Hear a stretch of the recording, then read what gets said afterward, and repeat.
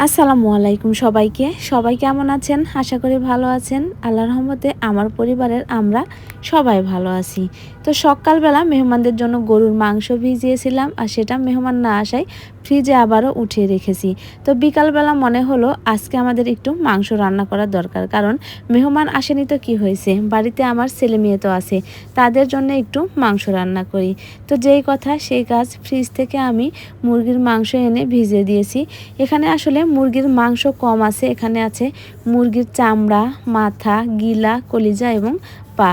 আসলে রমজানে আমাদের যখন ইফতারি দেওয়া হয়েছিল তখন কিন্তু মুরগির মাংস দিয়ে পোলাও দেওয়া হয়েছিল, আর সেই দিন কিন্তু আমাদের বাড়িতে অনেকগুলো মুরগি নিয়ে আসা হয়েছিল, আর সেই মুরগির পা, চামড়া, গিলা এগুলো সব আলাদাভাবে রাখা হয়েছিল।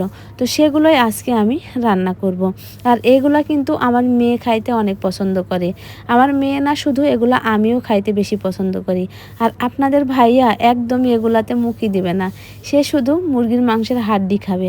তাছাড়া পা, গিলা, মাথা এগুলা সে কোনোটাই পছন্দ করে না বা খায় না। তো আমাদের দুই মা মেয়ের জন্য কিন্তু আজকের এই রান্নাটা, আর আপনাদের ভাইয়ার জন্যও কিন্তু আমি আলাদা একটা তরকারি রান্না করব।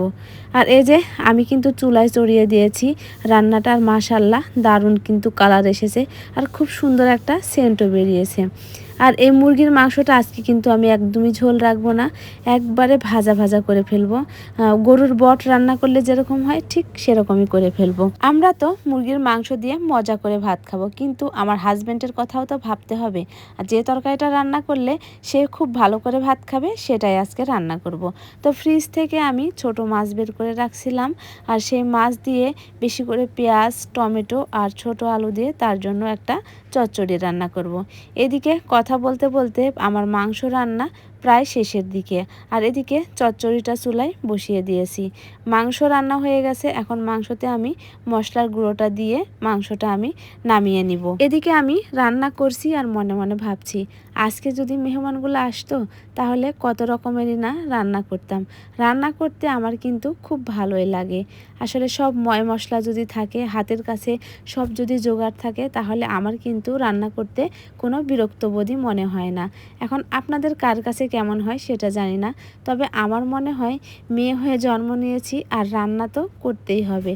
কথা বলতে বলতে এই যে আমার মুরগির মাংস রান্না হয়ে গেছে, আর এদিকে কিন্তু চচ্চড়িটাও হয়ে গেছে। দেখেন মাশাল্লাহ কি সুন্দর চচ্চড়ির কালার এসেছে। আরেক চুলায় আমি ভাত বসিয়ে দিয়েছি।